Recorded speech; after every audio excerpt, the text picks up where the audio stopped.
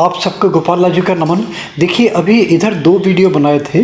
एक वीडियो तो बनाया था कुल देवी और कुल देवता को लेके, और एक वीडियो बनाया था महिलाओं के लिए विशेष रूप से, क्योंकि महिलाओं की जनरली ये क्वेरी आती है, ये प्रश्न पूछती हैं कि क्या वो जब उनके 4-5 दिन होते हैं उन दिनों में वो पूजा पाठ कर सकती हैं। और एक और इससे बड़ी क्वेश्चन आता है लोगों का, महिलाओं का विशेष रूप से, कि महिलाएं क्या हनुमान जी की पूजा कर सकती हैं। तो इस टाइप की जो बातें हैं ना, ये जब समझ में आएंगी जब द्वैतवाद और अद्वैतवाद में आप जाते हैं। जो परिकल्पना भगवान की, जो मान्यता भगवान की, जो आस्था भगवान की, वो द्वय में है या अद्वय में है। तो अगर अद्वय में भावना है तब फिर भेद ही खत्म हो जाता है, वहाँ तो फिर लिंग भेद रहता ही नहीं। अब भगवान के विषय में ये पूछेंगे कि भगवान स्त्रीलिंग है या भगवान पुल्लिंग है, तब बड़ा एक विचित्र सी बात लगेगी। एक कुछ कहेंगे नहीं है, कुछ कहेंगे नहीं है, वही फिर द्वैत और अद्वैत। तो अद्वैत में फिर कहाँ भगवान में फिर दो रह गए। जो स्त्रीलिंग है वही पुल्लिंग है, जो पुल्लिंग है वही स्त्रीलिंग है। भगवान का ये जो विषय, ये क्लिष्ट नहीं है, बस समझने की बात है। द्वैत और अद्वैतवाद को अगर आपने समझ लिया तो आपके समझ में आ जाएगा। और देखिए इस विषय में हम जहाँ कहीं हमारी इस टाइप की क्वेरी जहाँ होती है ना, इस टाइप की परेशानी आती हैं, तो मेरी तो दौड़ एक गीता के हमारे परम सखा, हमारे बाल सखा, ये इनकी कंडीशन की अपनी कोई वीडियो नहीं है। देते हैं, वीडियो देना शुरू किया इन्होंने अभी, मगर अपनी फ़ोटो, अपने प्रचार प्रसार इसमें बिल्कुल विश्वास नहीं करते। नाम देना, अपना मोबाइल नंबर देना। मैंने इनसे प्रश्न किया यही वाला कि भगवान स्त्रीलिंग है या भगवान पुल्लिंग है। ये इसी के ही संदर्भ में बात आई थी, तो वो देखिए क्या कहते हैं।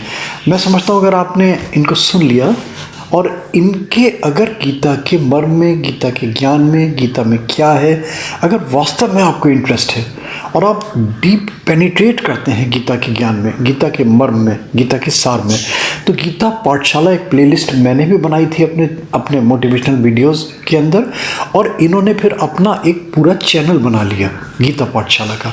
उसी एक ही चीज़ है, हम दोनों अलग नहीं हैं। तो अगर उसमें जाना चाहते हैं, देखिए ये जो वीडियो दिखाई दे रहा है ना, ये गीता पाठशाला का ही है। ये आप उसमें जाके देख सकते हैं। सुनिए, देखिए क्या कहते हैं। आपके, मैं समझता हूँ जितने संशय हैं, जितनी दुविधा हैं भगवान को एकवाद को लेके या द्वैतवाद को लेके, ये आपकी ख़त्म हो जाएगी। स्त्रीलिंग और पुल्लिंग का जो भेद है, ये भी मैं समझता हूँ अगर सुन लेंगे आप पूरा ये वाला वीडियो, तो आपका भेद ये ख़त्म हो जाएगा। जो परम सत्ता है, तो परम सत्ता में वहाँ क्या कोई लिंग भेद है। और एक रिक्वेस्ट होती है कि अच्छा लगे अगर तो लाइक, सब्सक्राइब और फॉरवर्ड ये ज़रूर कर दिया करें। नोटिफिकेशन बेल में भी क्लिक कर दिया करें, इससे फिर हमारे अपने जो अपडेट्स हैं ना, ये आपको सबसे पहले मिलने लगेंगे। हरे कृष्णा प्रभु जी, आपने कहा परम सत्ता जो है उसका क्या कोई लिंग भेद है, मतलब पुल्लिंग, स्त्रीलिंग, इस प्रकार का। तो भगवान के विषय में कहा है कि भगवान जो हैं सत-चित आनंद स्वरूप हैं। सत, चित और आनंद। सत का मतलब होता सत्ता, एग्जिस्टेंस। चित का अर्थ है आनंद, चित का अर्थ है ज्ञान, नॉलेज, और आनंद का अर्थ है आनंद।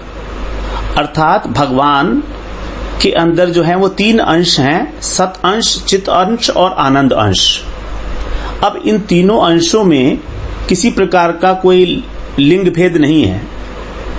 भगवान ज्ञान स्वरूप हैं, भगवान आनंद स्वरूप हैं और भगवान सत्ता स्वरूप हैं। अर्थात भगवान से ही सबकी सत्ता प्रकाशित होती है। जितने भी जीव हैं, भगवान ही ज्ञान के भंडार हैं और वो आनंद के भंडार हैं।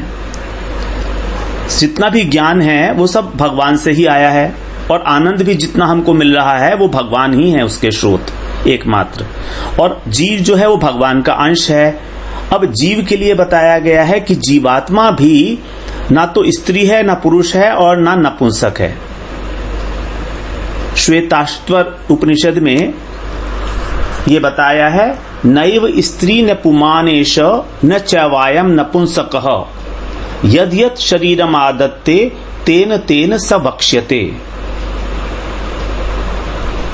नैव स्त्री न पुमानेश, ये जो आत्मा है ये ना तो स्त्री है और ना पुरुष है और ना ही नपुंसक है।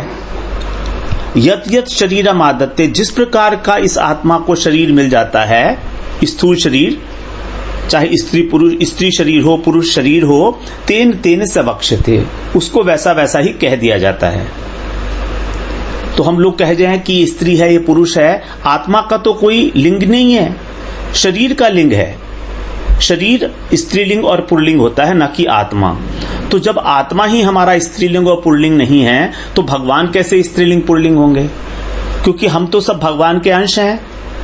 गीता में भगवान ने कहा, ममई वांशो जीव लोके जीव भूत है सनातन। हाँ, इस मरते लोक में जितने भी जीव हैं वो सब मम एव वांशो, मेरे ही अंश हैं।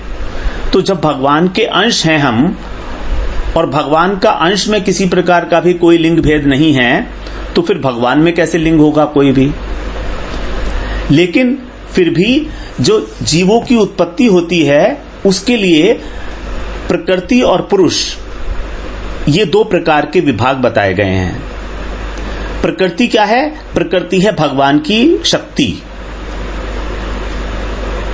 गीता में भगवान ने बोला है, दो प्रकार की भगवान की प्रकृति है। एक है जीव प्रकृति, जिससे जीव उत्पन्न होते हैं, और एक है जड़ प्रकृति, जिससे कि ये सारा जगत उत्पन्न हुआ है, जो जड़ पदार्थ हैं।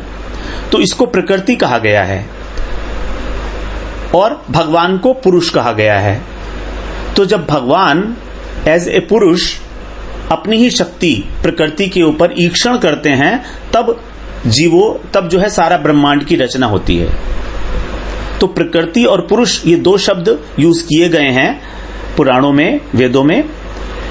उनके संयोग से ही सारा का सारा जगत जो है वो प्रकाशित होता है। जितने भी ब्रह्मांड हैं वो प्रकृति और पुरुष के संयोग से प्रकाशित होते हैं। ये संयोग हम ऐसा ना समझें जो स्त्री और पुरुष का संयोग है, बिल्कुल भी नहीं, क्योंकि वो प्रकृति भगवान की शक्ति है, भगवान के अंदर है, स्वरूप भूत है,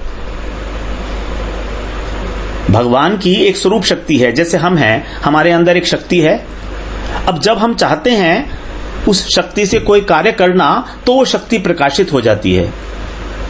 जैसे मेरे अंदर शक्ति है कि मैं यहां से 2 किलो वजन उठा पाऊं, ये शक्ति है मेरे अंदर।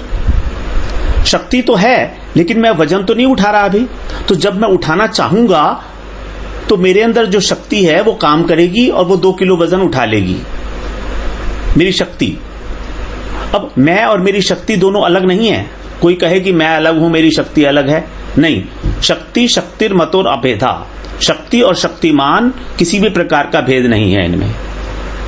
लेकिन किसी कार्य को संपादन करने के लिए दो प्रकार से प्रकाशित होती है, एक शक्तिमान तत्व है और एक शक्ति है। शक्ति शक्तिमान के आश्रित तत्व है। अगर शक्तिमान नहीं होगा तो शक्ति काहे की, और अगर शक्ति नहीं है तो शक्तिमान किस प्रकार का? अगर शक्ति नहीं है तो इसको शक्तिमान नहीं कह सकते। तो दोनों ही में परस्पर अभेद है। जैसे अग्नि है और अग्नि की दाहिका शक्ति है, तो अग्नि से अग्नि की दाहिका शक्ति को अलग नहीं किया जा सकता, क्योंकि हम दाहिका शक्ति को अग्नि से अलग करेंगे तो अग्नि अग्नि नहीं रहेगी। तो जलाती जो है हमको, वो अग्नि नहीं जलाती है, अग्नि की दाहिका शक्ति हमको जलाती है। तो जितने भी कार्य देखे जाते हैं वो सब शक्ति के द्वारा संपादित होते हैं। इसीलिए इस प्रकार का परतत्व के अंदर जो अद्वय ज्ञान परतत्व है, भगवान को कहा गया है वो अद्वय ज्ञान परतत्व है। अद्वय का मतलब है उनमें दो एक नहीं है, वो दो नहीं है, एक है। अद्वय जहां पर दो नहीं है उसको कहा गया। यहां पर ये नहीं कहा कि वो एक है, यहां पर ये कहा कि वहां पर दो का भेद नहीं है, तो वो है अद्वय। तो अद्वय का मतलब है वहां पर जो इस जगत के अंदर 3 प्रकार के भेद होते हैं, स्वगत भेद, सजातीय भेद और विजातीय भेद, तो वो सब भेद वहां पर नहीं है। और ज्ञान स्वरूप है भगवान, सच्चित आनंदमय है। तो इस प्रकार से उस तत्व के अंदर किसी भी प्रकार का कोई लिंग भेद नहीं देखा जाता। हरे कृष्णा प्रभु जी।